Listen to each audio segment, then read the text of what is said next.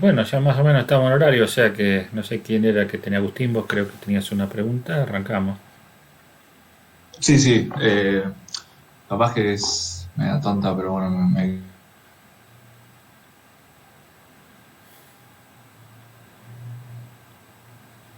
bueno, igual después lo volvés como a hacer varias veces. Es cuando vos modificás el diagrama de Bode de módulo para obtener un margen de fase deseado, ¿no? Sí, Eh, bueno, vos te fijás en el quiebre, que está a tal frecuencia, y decís, bueno, necesito una ganancia de tanto para obtener ese margen. sí, Y modificás el valor de K. Y vos pones, por ejemplo, en el primer ejemplo que es en la filmina 17, le pones que necesitas una ganancia de menos 20 dB y K vale 10. Pero no entiendo cómo obtenés ese valor de K. bueno, espera, Lo ya, repetís después varias veces. bien, ya lo vemos. En las otras filminas hay otros ejemplos, pero bueno, ese es el primero que aparece. A ver, ¿por qué no me...?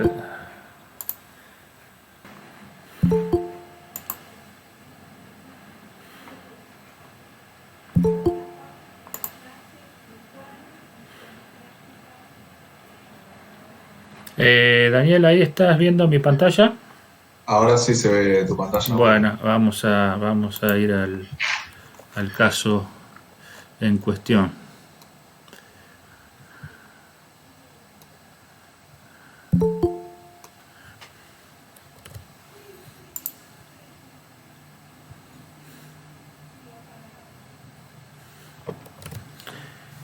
Bueno, Agustín, vos me preguntabas, o sea, este es el ejemplo que está en la clase. Eh, o sea, arrancábamos de esta, no sé si la alcanzás a ver ahí, Agustín o Daniel, decime si se ve Sí, la... se ve Sí, bien. sí, se ve, se ve. Bueno, habíamos arrancado de esta función de transferencia de la planta con esta transferencia de h. Y bueno, ya habíamos llegado que normalizando la función de transferencia, lo que teníamos era esta función de transferencia en donde, como tenemos un controlador que vale k, de ganancia k, nos quedaba la función de transferencia del lazo abierto en función del parámetro k. ¿No? Entonces, cuando nosotros, o sea, el único parámetro que tenemos para variar esta función de transferencia es k, que es una ganancia, o sea, que es un valor de un parámetro que lo que va a hacer es hacer subir o bajar la curva de módulo de la función de transferencia. O sea, este k no va a tener efecto sobre la fase del sistema. Entonces, cuando nosotros graficamos esta función de transferencia con k igual a 1, ¿no? Nos queda esta curva que tenemos de módulo acá en azul y la curva de fase que está en rojo, ¿no? Entonces, cuando planteamos un margen de fase de 45 grados en función de lo que se había planteado antes, tenemos que hacer coincidir el cruce por 0 dB con el quiebre de una pendiente a 2 o de dos pendientes a 1, ¿no? O sea, el cambio de pendiente de la curva de módulo, ¿no? Entonces, lo que vamos a tener es que yo tengo que hacer que este punto, donde cambia la pendiente de 20 dB a 40 dB, se ubique en 0 dB, ¿no?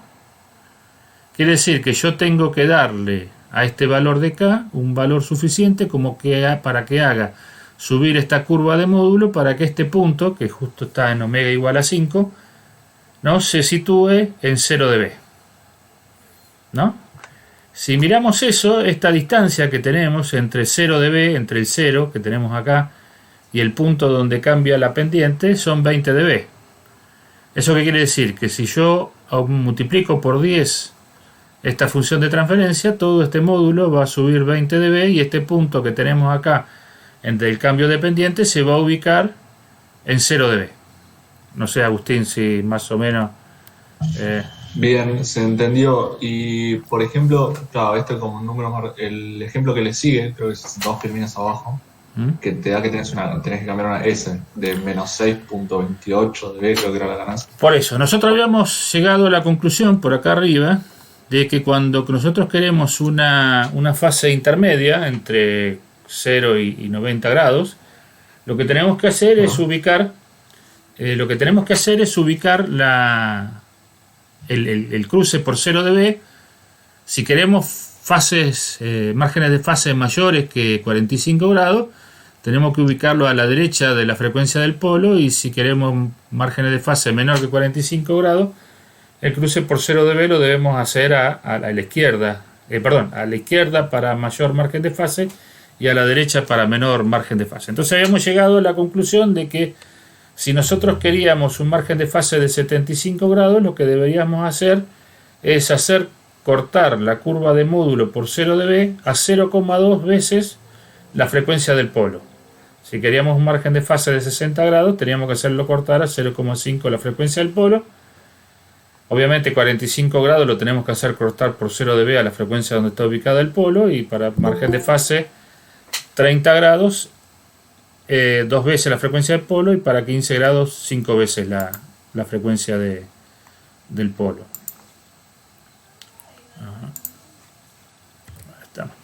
Entonces eso nos hacía hacer que si nosotros queríamos un margen de fase de 75 grados, por ejemplo en este caso, lo que nosotros necesitábamos es que el cruce por 0 dB se diera a 0,2 veces de la frecuencia del polo en este lado, en este caso lo llamamos frecuencia de quiebre, que es cuando cambia la pendiente de una pendiente a dos pendientes. Entonces eso se da para una frecuencia de 1 radián por segundo, porque esta frecuencia a la cual está ubicado el polo es 1 radián por segundo. Entonces yo tengo que hacer cruzar esta curva de módulo por 0 dB a la frecuencia de 1 radián por segundo. Entonces yo lo que hago es, me fijo en 1 radián por segundo, cuál es la ganancia que tiene el sistema. En este caso son menos 6,276 dB, ¿no? O sea que yo tengo que multiplicar por un número tal que a la transferencia original, que es esta que tenemos acá, lo tengo que multiplicar por un valor de K, de manera tal de que a esa frecuencia de que a 1 radián por segundo, la ganancia me dé 1. Entonces, como la ganancia en 1 radián por segundo son menos 6,28 dB, si lo paso a veces, eso me da un medio de ganancia, menos 6,28 dB. O sea que para que la ganancia me dé 1, yo tengo que multiplicar por 2 para que este punto pase al punto de cruce por 0 dB. Entonces con esta ganancia K igual a 2, lo que yo hago es que este punto que está marcado acá en 1 radián por segundo, en vez de tener una ganancia de menos 6,28 dB, tenga una ganancia de 0 dB. Entonces está cruzando por 0 dB. No sé si por ese lado vamos.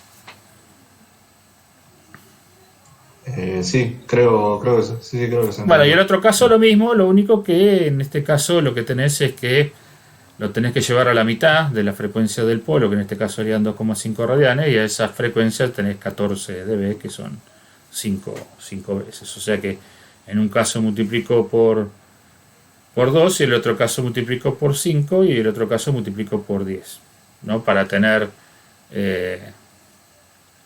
45 grados, 75 grados y 60.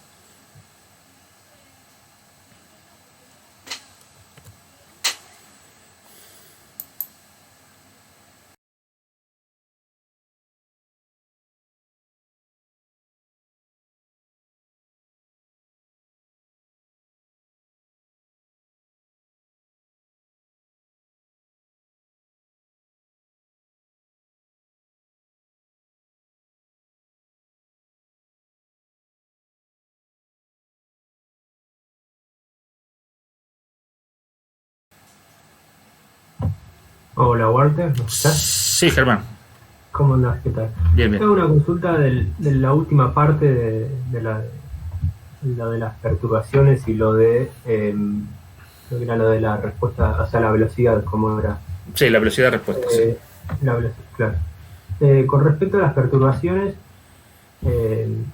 digamos, para terminar de entenderlo, yo primero fijo a determinada frecuencia cuántas veces quiero achicarla, digamos. Si por ejemplo en nuestro caso era 10 veces, Sí.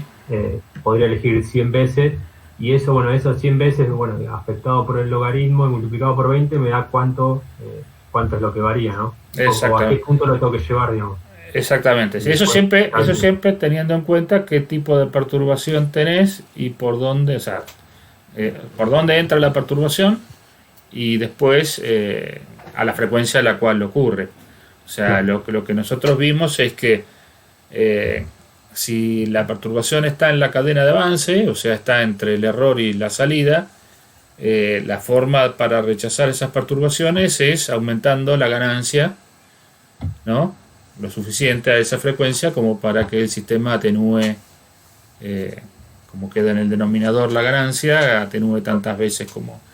Si vos tenés frecuencias que están por encima de la frecuencia de cruce por 0 dB, ahí ya no tenés salvación porque no vas a poder lograr de que esa frecuencia se atenúe si está en la cadena de avance, ¿no? O sea, sí, eso lo entendí, digamos. En los dos casos, digamos, cuál era lo mejor.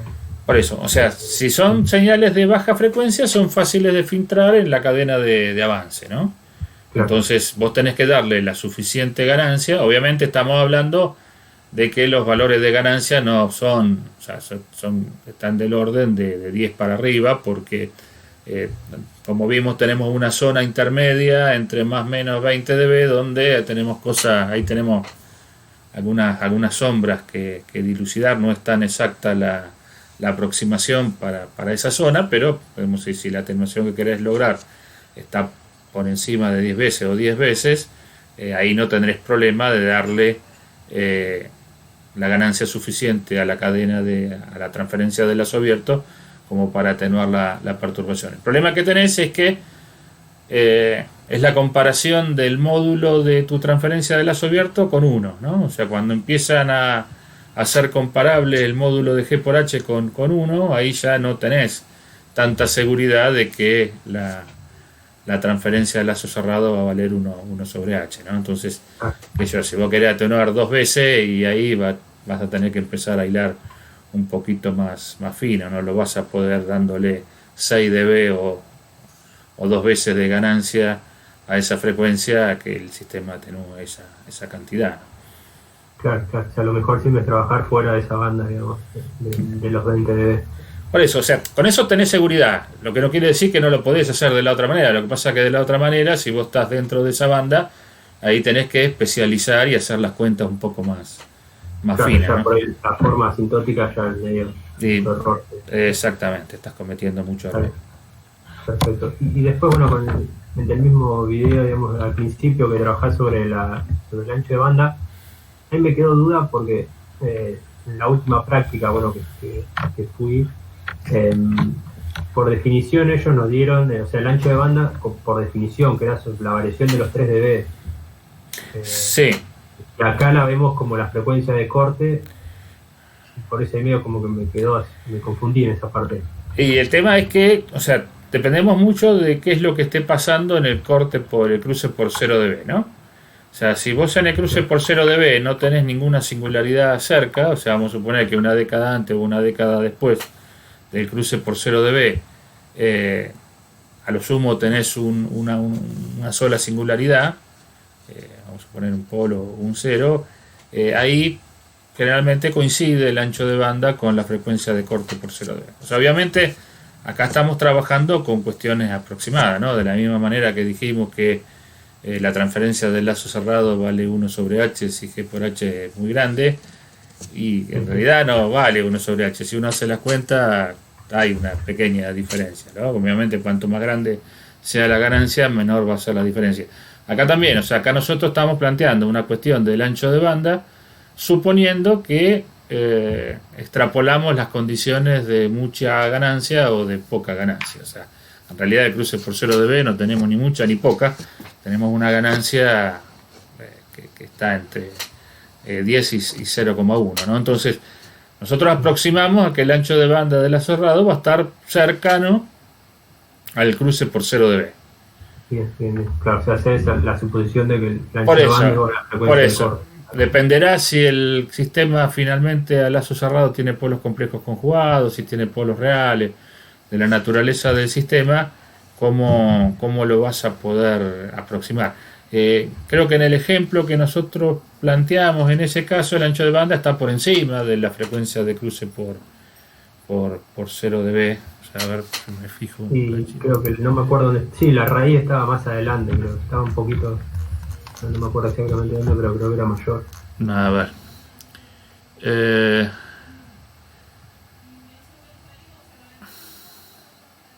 Si lo que planteamos en el segundo caso,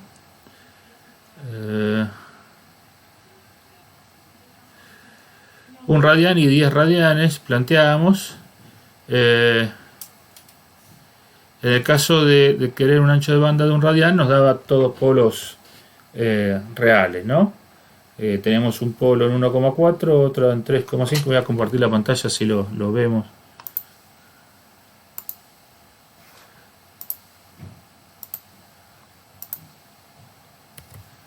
No sé si lo alcanzan a ver ahí. Sí. Bueno, lo que habíamos planteado era este sistema que tenemos acá, ¿no? Con h igual a 10 y esta transferencia de la planta, y lo que planteábamos era un ancho de banda de 1 radian por segundo y de 10 radianes por segundo, ¿no? Entonces, si graficábamos en términos de K, veíamos que acá 1 radian por segundo teníamos menos 6 dB. Esto implicaba de que teníamos que aumentar, para que el cruce por 0 dB se diera en 1 radian por segundo, teníamos que aumentar 6 dB, y por lo tanto la ganancia que deberíamos agregarle era de 2. La transferencia del lazo cerrado para esa condición me da 3 polos reales, uno en 1,4152, otro en 3,5 y el otro en 100. Fíjate que el polo de más baja frecuencia de esta transferencia es 1,41, o sea que en realidad, si lo planteamos en términos de la caída de 3 dB, los 3 dB los vamos a tener en 1,41. O sea, no lo tenemos en 1. Y en el otro caso, lo que tenemos es que para 10 radianes por segundo, para plantear un ancho de banda de 10 radianes por segundo, que deberíamos aumentar la ganancia 40 veces, fíjate que el polo, habría que sacar la frecuencia natural de esto, pero tenemos 9,75 más 2, o sea que habría que hacer 81 más 4 y eso sacarle la raíz cuadrada para saber en realidad dónde está el ancho de banda. Pero fíjate que la transferencia del lazo cerrado, al tener polos complejos conjugados, tiene un pico de resonancia. Entonces, qué sé yo, la frecuencia de 3 dB está por encima del pico de resonancia que justo se da en la frecuencia de cruce por 0 dB, por acá, ¿no? Pero fíjate que en los dos casos, en el caso este que tenemos acá, el cruce por 0, o sea, acá tenemos la aproximación del 1 sobre h en rojo. Fíjate que más o menos estamos en 10 radianes, y en el otro caso, bueno, no está planteado el de 1 radian por segundo. Fíjate que acá lo tenemos en 1,41, siendo que el 1 lo tenemos más o menos por acá. O sea que podemos decir, el porcentaje de error que estás cometiendo, podemos decir, es relativamente chico. O sea, obviamente, si vos querés que justo sea 10 radianes por segundo, tendrás que jugar con el cruce por 0 dB para que te dé exactamente. O sea, incluso también nosotros estamos planteando de que lo estamos calculando a partir, o sea, el aumento de fase, el aumento de ganancia lo estamos calculando a partir de tomar los valores en dB de la curva aproximada, que por ahí la curva real también estamos cometiendo un error en cuanto a la ganancia que le estamos agregando para lograr el cruce por 0 dB a esa frecuencia. Entonces, acá estamos, podemos ir haciendo una suma de errores, ¿no? Como la ganancia que estamos agregando no es realmente el valor de ganancia exacto, sino que estamos tomando el valor de ganancia de un sistema que es una aproximación, ¿no? O sea, la curva asintótica, tenemos error en algunos puntos de la curva, y obviamente eso va a conspirar contra el resultado que vamos a obtener, pero generalmente estamos bastante cerca. Obviamente esto, como lo planteé en el primer video, esto está sujeto a un ensayo o una práctica o a una simulación y un recálculo, ¿no? de las condiciones de trabajo, ¿no? Obviamente, si uno quiere que el resultado que tiene la primera aproximación sea el deseado, ahí se tiene que ir al casino y jugarse. Sí. Está bien, sí, perfecto. No, pero se entendió. Perfecto, entonces. Listo, muchas gracias. Hola, quería hacer una consulta. Sí, decime. De la clase de hoy, de precisión, Sí. que vos planteás entradas, por ejemplo, de una rampa o una parábola, y justamente esas son entradas no acotadas. Bien. Y hablas también del término de estabilidad, y cómo podés saber si es estable si estás teniendo una entrada no acotada. O sea, la estabilidad de un sistema en principio no depende del tipo de entrada que nosotros estemos utilizando, ¿no? O sea, el sistema puede ser estable, ¿no? Y nosotros pretender de que el sistema siga una rampa y va a seguir siendo estable independientemente de que le estemos exigiendo seguir una señal no acotada. Desde el punto de vista de la determinación de las condiciones de estabilidad, uno tiene que ensayar el sistema con una señal acotada. O sea, obviamente nosotros, si queremos saber que si el sistema es estable o inestable y le ponemos una rampa a la entrada, obviamente nunca nos vamos a enterar si es estable o inestable, porque no sabemos si la divergencia está dada por que el sistema no es estable o porque está siguiendo una señal que no está acotada. O sea, desde el punto de vista de la definición de estabilidad, si nosotros queremos saber si un sistema es estable, tenemos que ensayarlo con una señal acotada. Ahora no quiere decir que en otras condiciones de trabajo nosotros podamos ingresar al sistema con una señal que no sea acotada. De hecho, por ejemplo, si nosotros tenemos un control de posición, o sea, si nosotros tenemos un centro mecanizado donde la variable con la cual trabajamos es la posición, por ejemplo, de la mesa de trabajo, y nosotros queremos que la mesa se mueva a velocidad constante, no nos queda más remedio que poner una rampa. ¿Por qué? Porque la variación de la posición respecto del tiempo se incrementa linealmente y es una rampa, eso es una señal no acotada. Eso no quiere decir que el sistema deje de ser estable por el hecho de que yo le estoy poniendo una rampa. O sea, la condición de estabilidad del sistema depende de dónde están ubicados los polos del sistema a lazo cerrado. Entonces, una vez que nosotros determinamos que el sistema es estable, bueno, el sistema va a ser estable bajo cualquier condición o bajo cualquier señal de entrada que nosotros le ingresemos. O sea, si nosotros ingresamos por una señal senoidal, ¿no? Lo que vamos a obtener, dependiendo de la respuesta en frecuencia que tenga el sistema de lazo cerrado, vamos a tener otra señal senoidal de la misma frecuencia que la señal que ingresamos, con una variación de amplitud que está dada por el módulo de la transferencia en ese punto de frecuencia, y con una variación de fase que va a estar dada por la fase del gráfico de fase a esa frecuencia. Entonces, por un lado está la condición de estabilidad y por otro lado está el tipo de entrada que nosotros queremos utilizar. El hecho de que nosotros usemos señales que no sean acotadas para evaluar el comportamiento del sistema no quiere decir que el sistema deje de ser estable. O sea, la condición indispensable para cualquier sistema de control es que tiene que ser estable. O sea, lo que nosotros utilizamos son las señales de prueba para determinar bajo qué condiciones el lazo de control te da error cero o un error acotado en cuanto a la entrada que estás usando. Bien, gracias.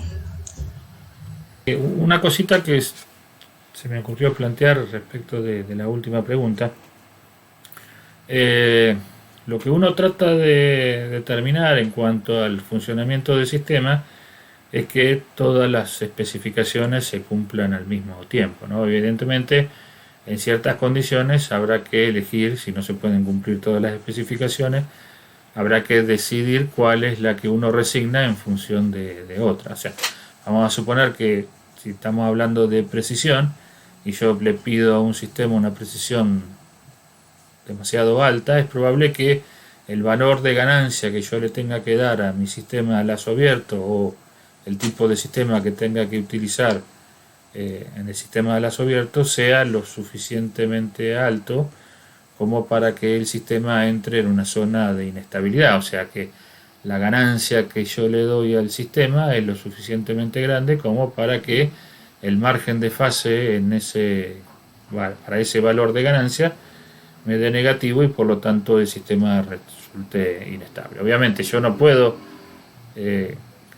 creer que o pretender de que con ese valor de ganancia el sistema va a tener el error que yo quiero, porque evidentemente un sistema inestable no responde a la señal de control, sino que, podemos decir, de alguna manera toma sus propias decisiones respecto del comportamiento transitorio, ¿no? O sea, evidentemente en algún momento va a diverger en amplitud y eso no me va a permitir obtener el error que yo quiero. Entonces, obviamente, si uno tiene que elegir entre la estabilidad y el error, obviamente siempre va a elegir entre respecto de la estabilidad, ¿no? O respecto entre la estabilidad y el rechazo a una cierta perturbación, obviamente uno siempre elige tener un sistema estable, ¿no? Ahora, en las próximas clases vamos a ver cómo podemos intervenir respecto del lazo de control para, en la medida de lo posible, poder cumplir con todas las especificaciones al mismo tiempo, ¿no? Si la condición de error produce de que el sistema se haga inestable, bueno, tratar de ver cómo modificar la transferencia de lazo abierto para que esa inestabilidad desaparezca para el valor de ganancia que necesitamos para cumplir el error o la perturbación o el ancho de banda que se nos pide, ¿no?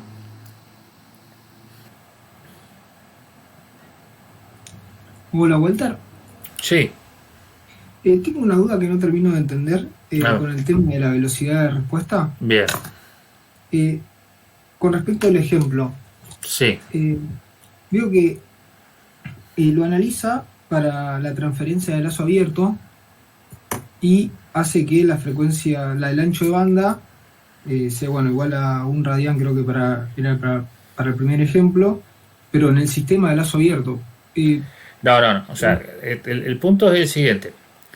Basándonos en la aproximación que tomamos por ahí voy a compartir un cachito de la pantalla, así me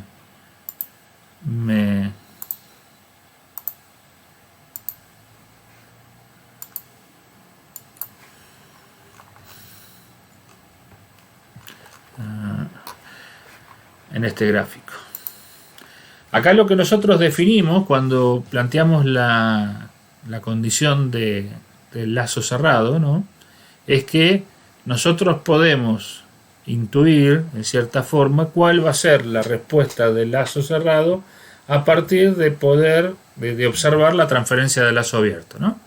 Entonces, lo que planteamos es, bueno, si en la zona donde la transferencia del lazo abierto tiene una ganancia alta, aproximadamente la transferencia del lazo cerrado me va a dar 1 sobre h, y donde la función de transferencia del lazo abierto tiene una ganancia muy baja, va a ser aproximadamente igual a g. Entonces, lo que nosotros hicimos es extrapolar la información que podemos sacar de la transferencia del lazo abierto a la transferencia del lazo cerrado. Y dijimos que justo en el punto de cruce por 0 dB nos daba aproximadamente igual a la transferencia del lazo cerrado.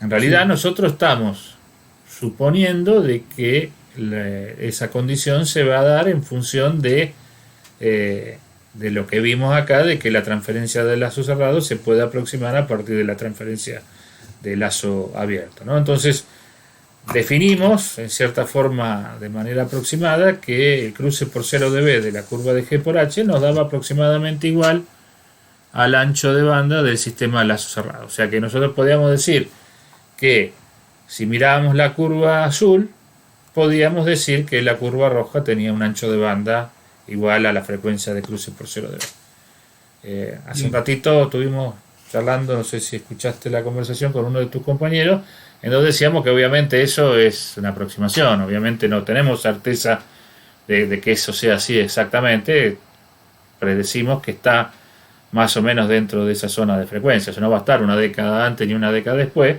pero podemos decir que con cierta certeza el porcentaje de corrimiento del ancho de banda respecto de la frecuencia de cruce por 0 dB es un porcentaje bastante bajo. Entonces la aproximación podemos decir que es buena desde el punto de vista de lo que nosotros queremos evidenciar, ¿no? Bien, sí, ahora sí. O sea, obviamente siempre estamos hablando en el caso de aproximación. Si uno quiere el resultado exacto, obviamente a partir de los resultados que uno obtiene a partir del gráfico de bode asintótico, y bueno, no le queda más remedio que trabajar con el bode real y con la transferencia del lazo cerrado real, ¿no? O sea, bien, perfecto. Y una cosa más, algo que no veo, que es cuando grafica la TLC, la real o la asintótica, veo que nunca corta el cero, ya arranca en unos menos 23 dB, me parece. A ver. ¿Esta de acá? Ahí. Sí. Y eso se tendría que hacer 20 dB, porque en realidad, fíjate que en todos los casos, el H que planteamos es igual a 10. Por lo tanto, cuando nosotros planteamos la transferencia de lazo cerrado en este sistema y la ganancia sea alto, esto tiene que valer menos 20 dB. Sí. Entonces, si miramos acá, esto debería estar más o menos alrededor de menos 20 dB. O sea, si miramos este punto en la transferencia, nos tiene que dar 0,1 de ganancia, que es 1 sobre H. Tanto en este caso como en este otro caso que tenemos acá. En los dos casos me tiene que dar 0,1 en baja frecuencia la ganancia. Y ahí, ¿por qué dice que el ancho de banda es aproximadamente 1 radián si nunca corta el cero? Está por debajo. No tiene nada que ver. No tiene nada que ver una cosa con la otra. O sea, el cruce por 0 dB nosotros lo aproximamos al ancho de banda del sistema de la zona. El ancho de banda está definido como una caída respecto del valor de baja frecuencia de la curva de amplitud. ¿No? Generalmente por eso, generalmente se suele plantear como la frecuencia del ancho de banda a 3 dB por debajo de la ganancia. Nosotros lo llamamos frecuencias medias, que sería donde la curva es plana, ¿no? O sea, nosotros tendríamos que considerar respecto de la curva plana verde que tenemos acá, 3 dB por debajo de ese valor de ganancia, ¿no? Obviamente, en este caso que tenemos acá, como el sistema tiene polos complejos conjugados, tenemos un pico de resonancia acá a la frecuencia a la cual nosotros definimos el ancho de banda, y por lo tanto el ancho de banda se va a correr hacia frecuencias mayores, ¿no? Pero desde el punto de vista, si vos mirás el asintótico, que sería el rojo que tenemos ahí, el rojo cae 3 dB.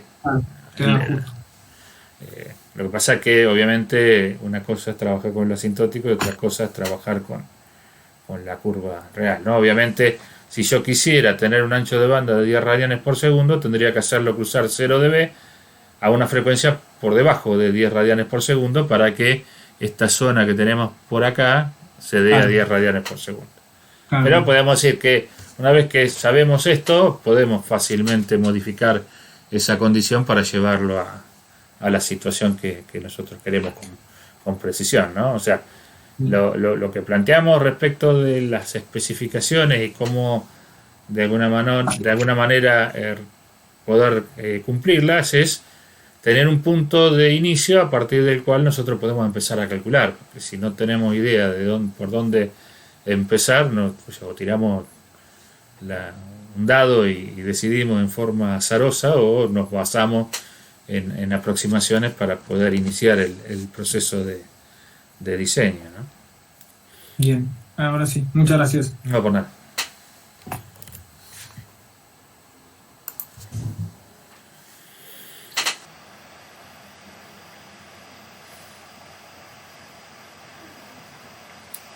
Si tienen dudas de alguna clase anterior, de algún tema anterior, no tenemos problema en contestarla, así que...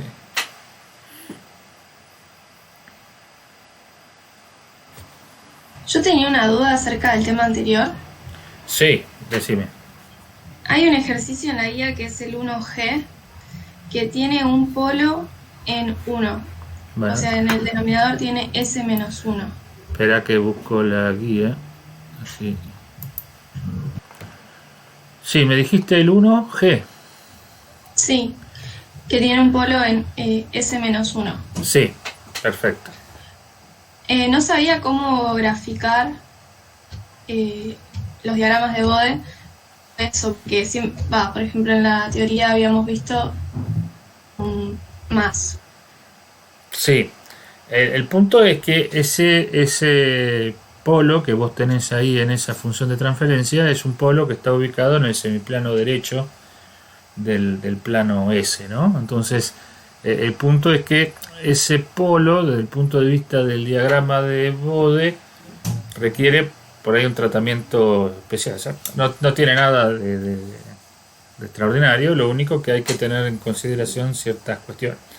O sea, si vos dibujás, o sea, o expresás ese término en función de 1 más menos j omega sobre omega del polo o omega del cero, o sea, como lo que Daniel llamó la forma normalizada, ahí vas a tener dos situaciones. Una situación que es que el sistema tenga una ganancia negativa. A ver si puedo inventar una cuestión, que la estuve probando hoy, por ahí me funciona. Voy a compartir la pantalla.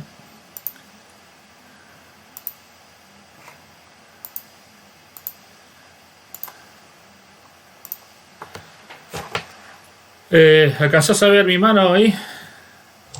Sí, se ve bien. Bueno, entonces lo que nosotros tenemos es una transferencia 1 sobre S-1, ¿no? Entonces, si nosotros lo reemplazamos esto por J omega, ¿no? Y lo escribimos en la forma normalizada, lo que vamos a tener es menos 1 sobre 1 menos J omega, ¿no? Sí. O sea, esto va a producir un cambio en el signo de la ganancia, con lo cual esto lo podemos asociar con que la fase inicial tiene un corrimiento de fase hacia adelante o hacia atrás. O sea, esto te puede dar menos 180 grados de fase o más 180 grados de fase inicialmente, ¿no? Debido a que eso está dado por el signo menos. O sea, nosotros, el signo menos implica un corrimiento de fase de 180 grados. Ahora bien, esta parte de acá abajo, nosotros dijimos, el módulo es la parte real al cuadrado más la parte imaginaria al cuadrado, raíz cuadrada. O sea que nos va a quedar la parte real al cuadrado, 1 al cuadrado, más la parte imaginaria al cuadrado, omega al cuadrado, raíz cuadrada, ¿no? Entonces el módulo va a variar en función de omega como es. O sea, en este caso, como es un polo, ¿no? Esto va a ser 1 sobre eso. O sea que desde el punto de vista del módulo, este polo o un polo en el semiplano izquierdo varía exactamente de la misma manera. O sea, lo que vamos a tener es que el módulo va a ser constante, ¿no? Sí. Va a ser constante hasta la frecuencia omega igual a 1 y a partir de ahí va a caer con una pendiente, ¿no? Bien. Desde el punto de vista de la fase, nosotros dijimos que la fase es el arco tangente de la parte imaginaria sobre la parte real. O sea que vamos a tener el arco tangente de la parte imaginaria, que es menos omega, sobre la parte real, que es 1, ¿no? Sí. Esto es negativo porque esto que estamos analizando es un polo y dijimos que la fase respecto de los polos se restan. Acá yo tengo menos el arco tangente de menos un ángulo, que en este caso depende de omega, ¿no? Entonces, esto lo que va a hacer, este ángulo negativo, lo puedo transformar, o sea, el arco tangente de un ángulo negativo en menos el arco tangente del ángulo positivo. O sea que esto me quedaría igual como el arco tangente de omega. ¿Esto qué quiere decir? Que si nosotros miramos esta fase es igual a la fase que tiene un cero, no es igual a la fase que tiene un polo. O sea que desde el punto de vista de la fase inicial va a arrancar en 0 grado, ¿no? En 0,1 y 10. En 0,1 lo que haría la fase de un polo normal es caer y terminar con una fase de menos 90, ¿no? Sí. Sin embargo, este polo, la fase, hace exactamente lo contrario. O sea, la fase avanza a más 90. Entonces la variación de fase que tenés es como si fuese un 0, pero la variación del módulo es como si fuese un polo. ¿Estamos de acuerdo? Entonces, lo que vas a tener, si vos sumás este efecto que teníamos acá de los 180 grados y este efecto que tenemos acá del 0 es que la fase de ese polo en el semiplano derecho arranca en menos 180, llamémosle así, si tomamos la convención que tenemos ahí, y acá tenemos menos 90, acá tenemos 1, acá tenemos 0,1 y acá tenemos 10. Lo que vamos a tener es que la fase lo que va a hacer es va a venir por 0 acá, va a levantar 45 grados y a partir de 10 va a terminar con menos 90. O sea que la fase que yo voy a tener que agregar en el diagrama de Bode debido a este polo que está en el semiplano derecho en vez de estar en el semiplano izquierdo es una fase que le voy a tener que sumar al gráfico anterior de esta manera, ¿no? O sea, desde el punto de vista del módulo es exactamente igual. O sea, hasta 1 y cae, pero la fase arranca en menos 180, sube y termina en menos 90 y en el medio pasa obviamente por menos 135. Bien.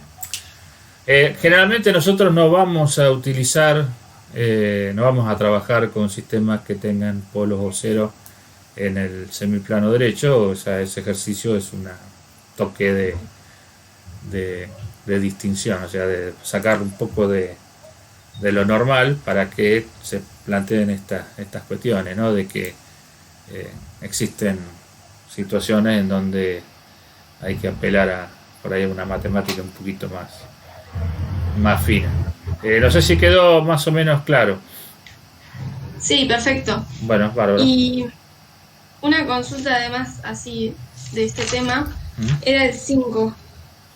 Espera que me fijo, ya te digo.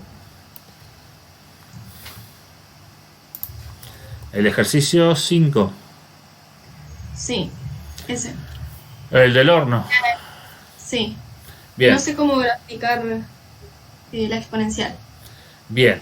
El tema es representar eso en módulo y fase, ¿no? O sea, el diagrama de Bode se basa en representar las transferencias en módulo y fase, ¿no? Entonces, lo que vos vas a tener desde el punto de vista de la exponencial es que vos tenés un término que vale e a la menos s t sub d, llamémosle. Esa variación yo lo tengo que llevar siempre cuando quiero hacer Bode a j omega, s igual a j omega. Entonces me va a quedar e a la menos j omega t sub d. Entonces de esa expresión yo tengo que calcular el módulo y la fase, ¿no? Entonces si lo planteamos en términos de senos y cosenos, esto va a ser el coseno de omega t sub d más j el seno de omega t sub d, ¿no?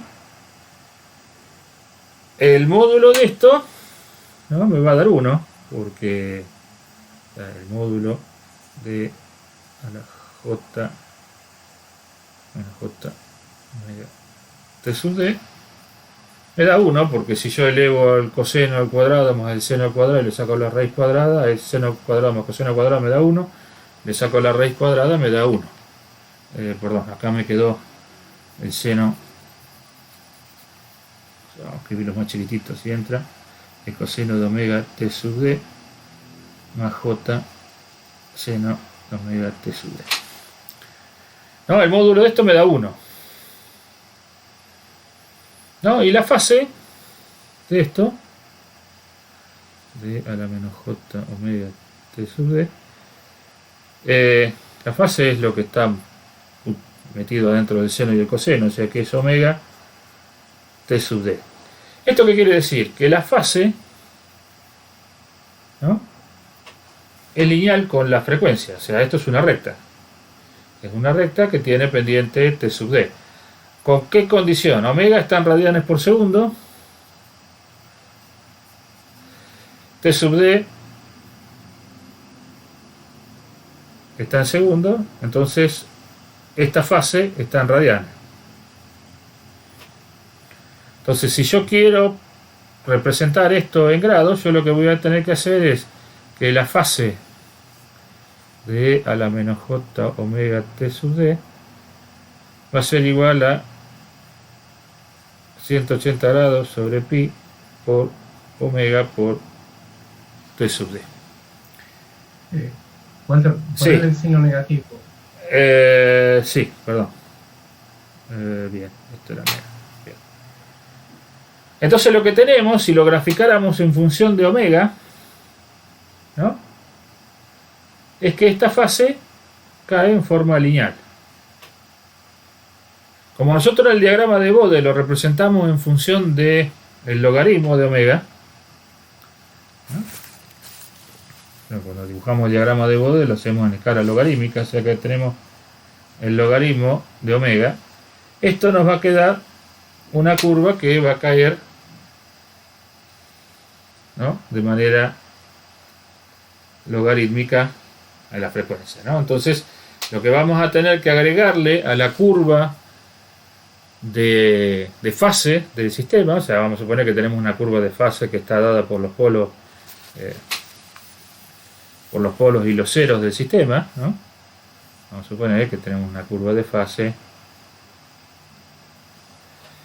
que varía de esa manera. A esta curva que tenemos acá le tenemos que sumar esta otra curva, con lo cual cada uno de los puntos a una determinada frecuencia se va a correr esta distancia respecto del valor que tenía anteriormente. O sea que a esta frecuencia que tengo acá le tengo que agregar lo que estaría dado por esta frecuencia acá, o sea que me voy a ir acá abajo. Y finalmente esto va a ir cambiando de posición respecto de el valor que nos está dando. O sea que lo que hace en realidad la exponencial es agregar una fase adicional respecto de la fase que teníamos. O sea, respecto del módulo no tiene variación porque estoy acá sumando 0 dB. O sea, respecto de la curva original no va a producir variaciones de módulo, pero sí va a producir variaciones de fase. O sea que va a producir un retraso adicional de la fase que es lineal con la frecuencia. ¿Esto qué produce? Esto produce de que si el atraso de fase que produce el retardo es superior al margen de fase que tengo en el sistema sin retardo, el sistema se me vuelve inestable. O sea que el efecto que va a tener este retardo sobre la estabilidad del sistema es que desmejora el margen de fase. Cuanto más grande sea la frecuencia, más grande es la variación de fase que voy a tener y peor va a ser el desmejoramiento que me va a producir en la estabilidad. Incluso puede llegar a producir que el sistema se haga inestable. O sea, un sistema que originalmente nunca se puede hacer inestable, si le agregamos un retardo, puede resultar inestable, ¿no? No sé si más o menos fui claro. Sí, perfecto. Muchas gracias. Bárbara.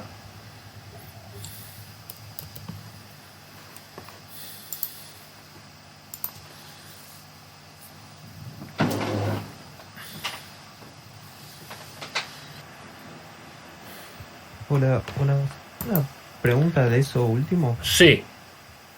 Yo lo había intentado hacer en el Octave, Sí. pero puede ser que no tome si está elevado o si hay alguna No, forma de no. Lo que tenés que hacer es generar una función que te agregue fase de forma lineal, ¿no? O sea, lo que deberías hacer sería al gráfico de Bode, o sea, yo particularmente no trabajo mucho con el Octave, pero de la función de Bode vos lo que deberías hacer sería extraer la fase.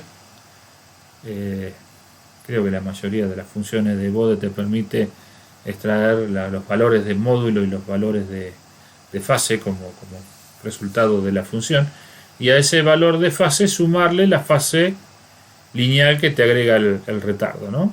Y después podrías graficar en forma manual el módulo igual que el módulo original y la fase.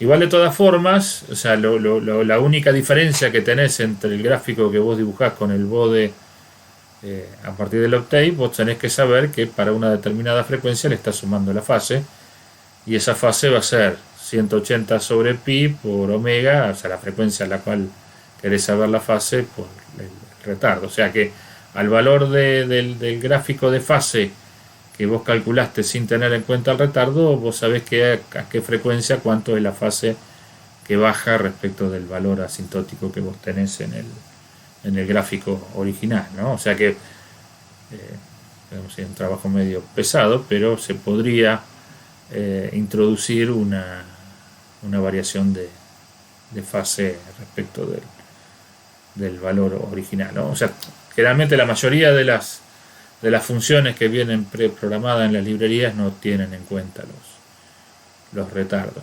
Puede ser que haya una aproximación al retardo. O sea, no existe como exponencial, pero uno puede generar una función de transferencia aproximada a lo que es el retardo. En algunas librerías suele haber una función que se llama PADE, que es una aproximación al retardo. Te da una función de transferencia donde procuran tener un módulo constante y una fase que varíe linealmente dentro de un rango determinado de frecuencias, ¿no? Entonces, dependiendo del orden con el cual vos aproximes el retardo, mejor aproximación vas a tener a la fase real, ¿no? Y normalmente suelen hacer una función de transferencia que tiene un numerador y denominador de un cierto orden, y eso aproxima a la fase del retardo, ¿no? Obviamente es una aproximación, obviamente como ser una función de transferencia, esa fase no va a seguir decreciendo infinitamente con la frecuencia, sino que va a hacerse asintótica a una fase determinada que dependerá del orden del sistema, ¿no? O sea, vamos a tener 180 grados por cada orden que nosotros le agreguemos a la aproximación. Pero desde el punto de vista de la representación, o te generas tu propia función de fase y le agregas la fase lineal, y si no, bueno, habría que ver si existe la aproximación para agregar una transferencia adicional al G por H que tenías y poder dibujar la fase con retardo, ¿no?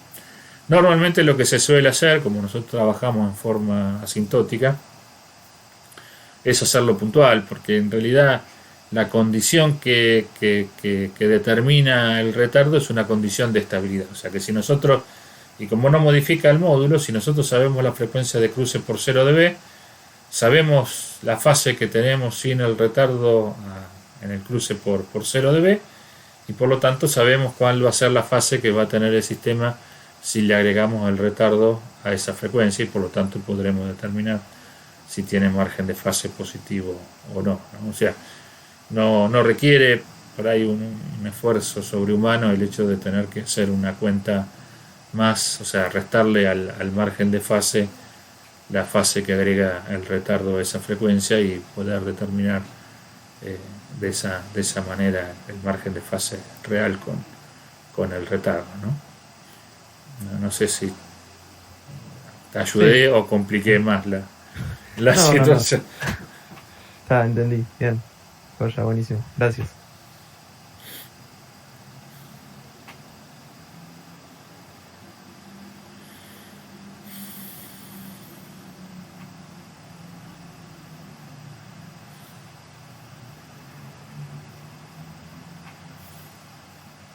Hola, Walter. Sí. Tengo una duda sobre la parte de rechazo a perturbaciones. Perfecto, a ver, ¿qué duda? Veo que cuando vos tenés la perturbación en el fin de la cadena de avance, queda C sobre N similar a 1 sobre G por H, y si está en la perturbación al inicio de la cadena de retroalimentación, te queda G por H. Sí. Si yo tengo la perturbación entre el medio de la planta y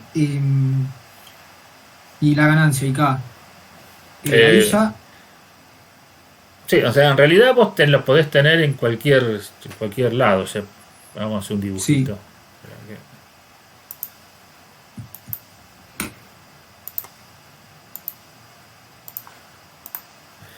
sea, vos podés tener, por ejemplo,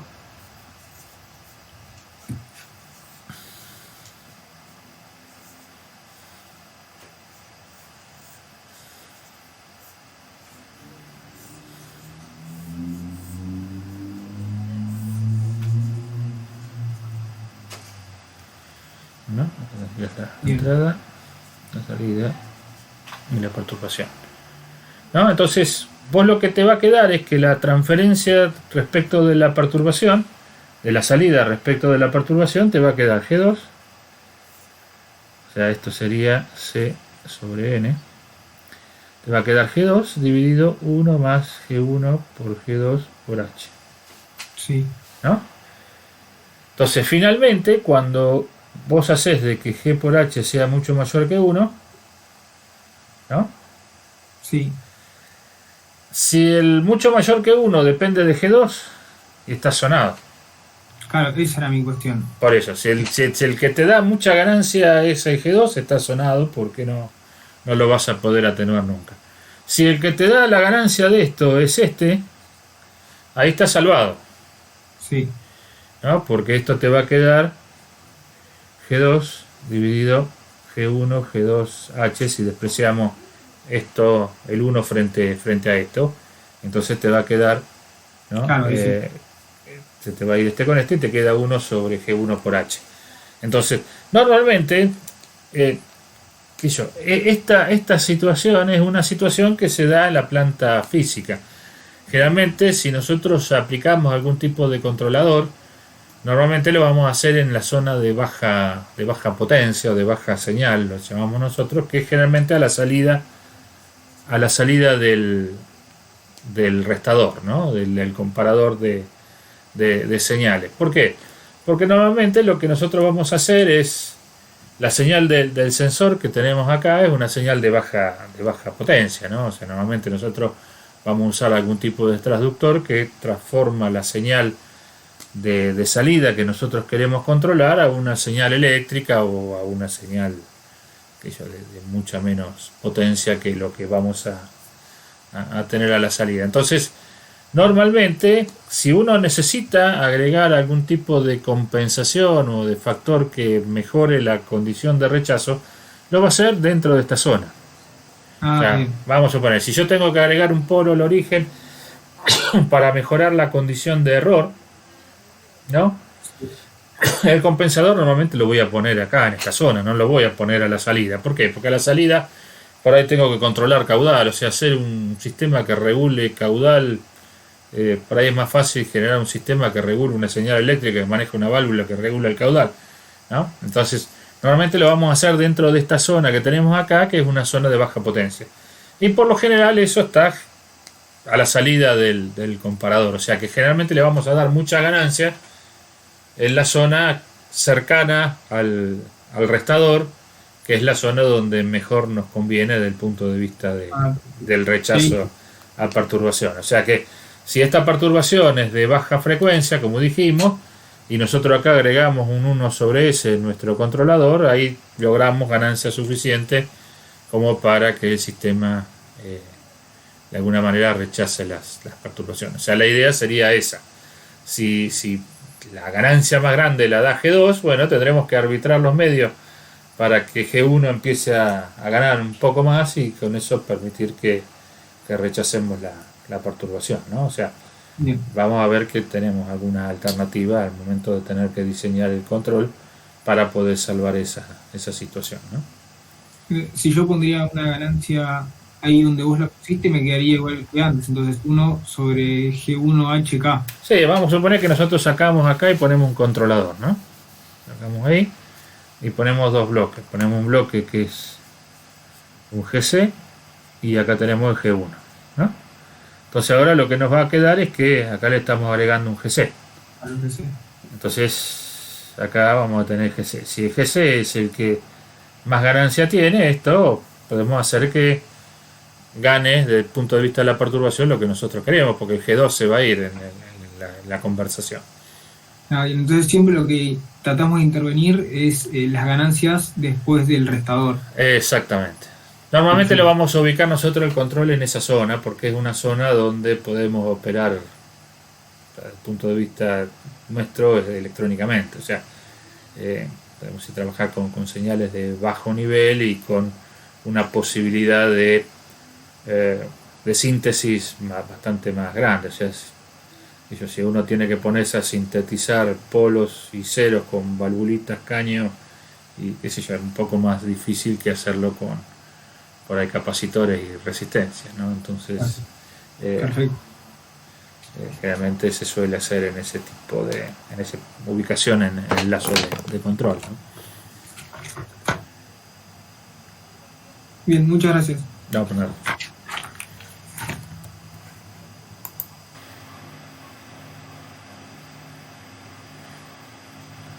Walter, Sí. tengo una duda más. Sí. Si yo tengo el diagrama de Gauss de la TLC, ¿puedo estimar el margen de fase y ganancia? No. No, únicamente... Eso, qué sé yo. En realidad hay una... A ver.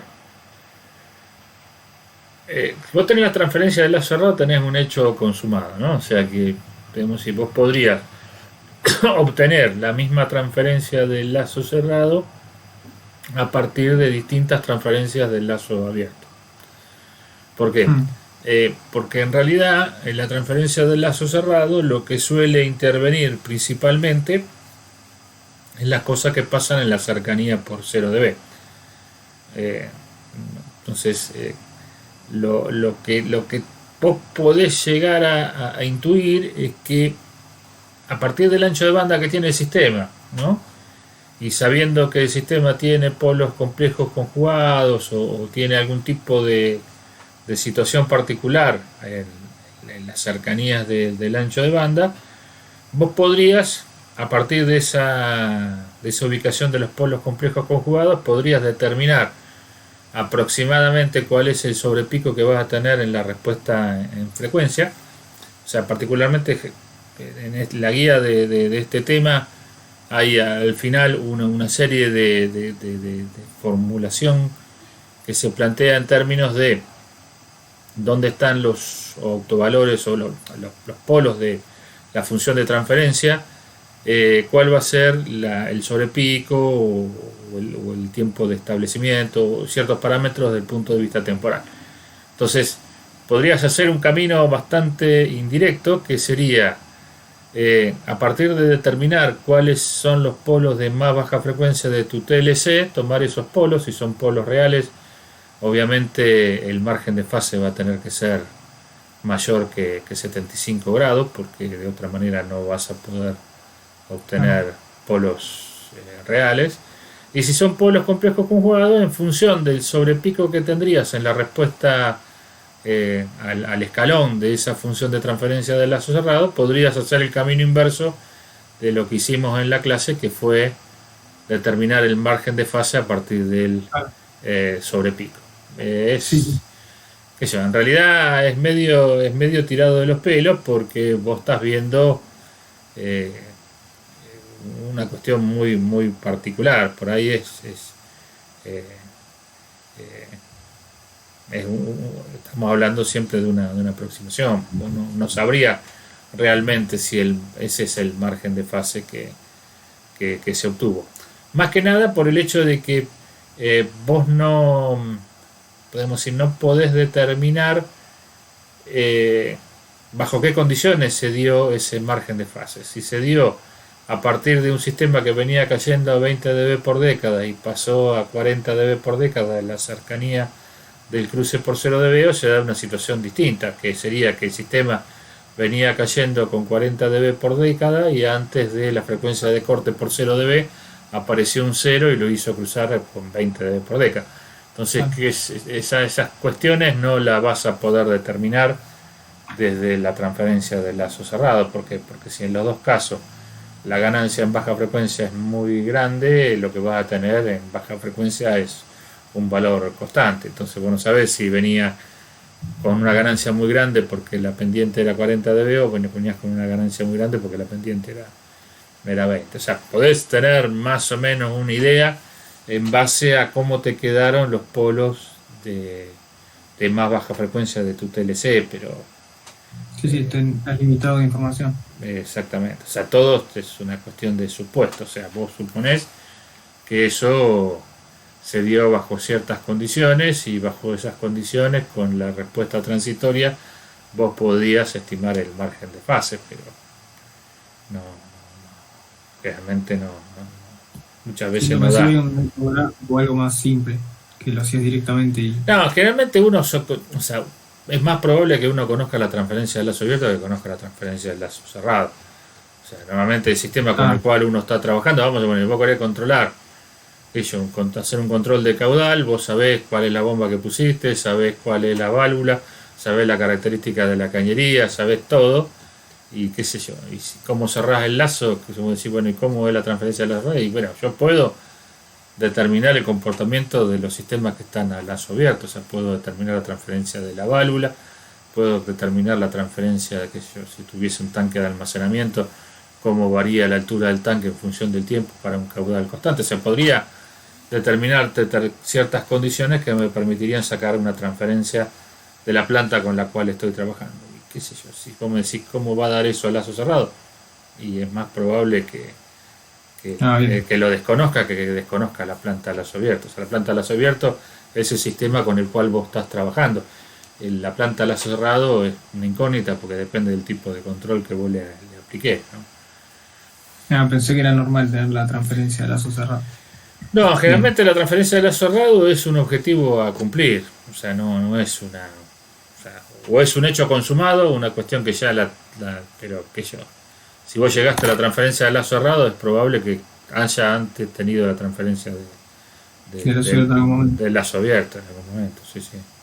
Y si no, es un objetivo a cumplir. Yo quiero que mi transferencia dé más o menos de esta manera, y vos trabajás sobre la transferencia de lazo abierto para llegar a cumplir esos objetivos, pero que vos tengas como dato la transferencia de lazo cerrado, a menos que sea un equipo o un elemento en el cual está formando parte de otro lazo más grande, ¿no?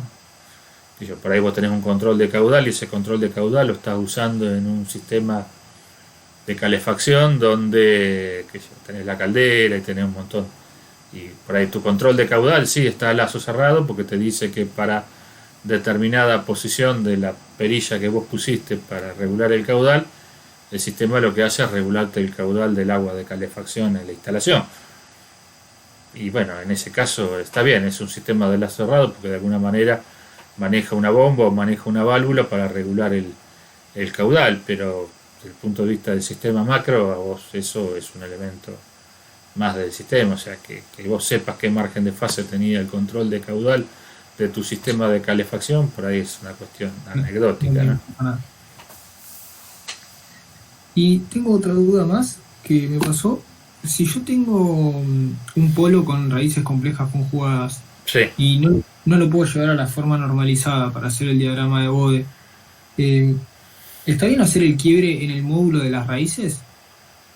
Normalmente se hace en la que se llama la frecuencia natural. La frecuencia natural es la frecuencia natural no amortiguada. Lo que vos tenés es que viste que en algún momento nosotros escribimos la ecuación de segundo grado para polos complejos conjugados en función de la frecuencia natural y el amortiguamiento. Sí. ¿No? O sea, cuanto más chico el amortiguamiento, más imaginario tenés la componente. O sea, si tenés el amortiguamiento igual a 1, tenés un polo doble real, y a medida que achicás el amortiguamiento tenés polos complejos conjugados, y a partir de tener amortiguamiento 0 tenés polos imaginarios puros, ¿no? Esa frecuencia natural, ¿no?, es la que te determina de alguna manera dónde va a empezar a caer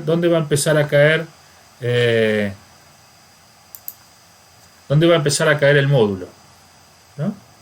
Entonces vos lo que generalmente vas a hacer es calcular esa frecuencia natural a partir de la ecuación. O sea, que sería, si vos desarrollás el polinomio de segundo orden de los polos, sería la raíz cuadrada del término independiente de esa expresión de segundo orden. Entonces lo que vas a hacer es que el sistema va a caer, o sea, va a salir con módulo constante hasta esa frecuencia, y a partir de esa frecuencia va a empezar a caer a 40 dB por década. Es como si vos tuvieses un polo doble a la frecuencia natural, como si el amortiguamiento fuese igual a 1 en ese caso, ¿no? Ah, perfecto, ya entendí. Entonces, las variaciones que vas a tener es que en la medida de que el amortiguamiento empiece a bajar hasta 0,707, hasta 1 sobre la raíz de 2, lo que vas a tener es que el módulo siempre va a estar por debajo del asintótico, o sea, no vas a tener resonancia en la respuesta en frecuencia, y a partir de valores más bajos que de 0,7, ahí vas a empezar a tener que el módulo en las cercanías de esa frecuencia natural va a empezar a estar por encima del valor de baja frecuencia, hasta que en el caso de no tener nada de amortiguamiento, o sea, de ser amortiguamiento cero, vas a tener un pico de resonancia infinito, ¿no? Pero digamos, desde el punto de vista asintótico, tu valor de referencia a partir del cual empieza a caer la ganancia está dado por la frecuencia natural. Lo que sí hay que tener en cuenta es que si vos tenés amortiguamientos bajos, ¿no? El pico de resonancia suele ser importante en algunos casos, o sea, a medida que nos acercamos a cero, los picos de resonancia suelen ser importantes. Entonces puede ser que tu gráfico de Bode haga que para la frecuencia a la cual ocurren los polos complejos conjugados, tu valor de ganancia es bajo, o sea, estás por debajo de 0 dB, ¿no? Claro, en realidad no. Pero lo que pasa es que vos tenés que tener en cuenta, en ese caso, cuando tus polos complejos conjugados tienen una ganancia por debajo de 0 dB, que puede ser que con el pico de resonancia vos cruces la curva de ganancia por 0 dB. Ah. Entonces, si bien el asintótico puede ser que para vos te dé estable y tengas un solo punto de cruce por 0 dB, puede ser que debido al pico de resonancia, como la ganancia aumenta en las cercanías de la frecuencia natural, puede ser que la curva pase por encima de los 0 dB y te originen otras situaciones en donde se pueden dar condiciones de inestabilidad. Pero en la mayoría de los casos no son situaciones críticas, podríamos decir, porque generalmente la estabilidad se da en términos del primer cruce por 0 dB y no de los posteriores, pero vemos si eso sería un caso a tener en cuenta al momento de tener que analizar la estabilidad del sistema, ¿no? Bien, gracias. Del punto de vista de lo que vamos a usar nosotros en la materia, no hemos abusado de esas situaciones y por lo general la estabilidad se puede determinar directamente con el bode asintótico, ¿no? Bien. Muchas gracias. No, por nada.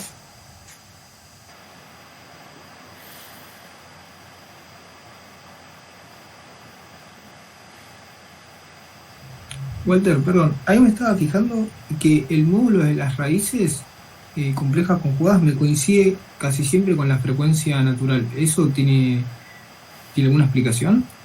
No, pero generalmente dependiendo, obviamente depende mucho del amortiguamiento que vos tenés. Si vos... puede ser que variando el amortiguamiento ya No. O sea, obviamente el módulo de las raíces complejas conjugadas te va a dar en la frecuencia natural, seguro. El tema es que la forma real que va a tener el sistema depende del amortiguamiento. O sea, el asintótico, en el asintótico no vas a tener problemas. O sea, acá el módulo de las raíces te va a coincidir con la frecuencia natural. Claro, sí, en el real va a depender sí o sí del coeficiente de amortiguamiento. Sí. Listo, muchas gracias. No, por nada.